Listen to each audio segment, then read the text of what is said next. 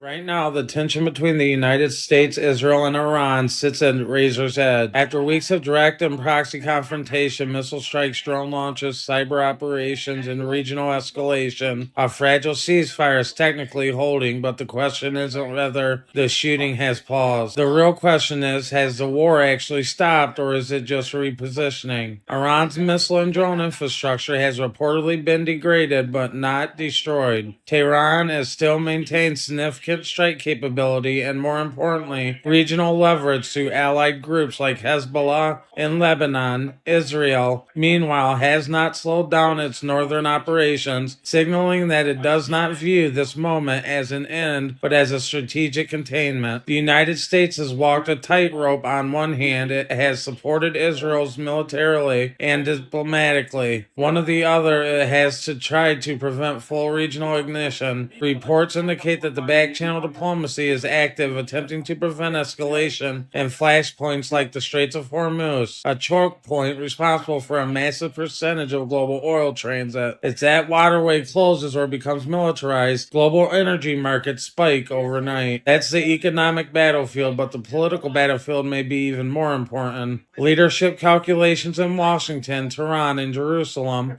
are shaping what comes next, and the U.S. officials, including figures aligned with Donald Trump's policy orbit, have warned Iran that violations of a ceasefire framework would trigger consequences. Iran, in turn, demands broader concessions, including limits on Israel regional operations. So here's the strategic reality. Israel wants a long-term deterrence. Iran wants regional influence without regime-threatening escalation. The United States wants stability without being pulled into another prolonged Middle East war. Those objectives overlap, but they don't align. And that's where danger lives. Because the ceasefires don't fail all at once, they erode over time. A strike here, a retaliation there, a miscalculation in airspace, a naval incident, suddenly what was contained becomes regional. So is this peace or just a reset button before the next phase? Right now, the missiles may be quieter, but the power struggle is still very active militarily, economically, and politically. And if the underlying tensions aren't resolved, this may not be the end of the escalation. It may be the intermission. If you found this breakdown helpful, make sure to like, share, and subscribe. And thanks for tuning in to the Unfiltered Political Lens podcast, and we'll continue tracking every shift in this evolving conflict. Stay informed, stay sharp, and we'll see you in the next one.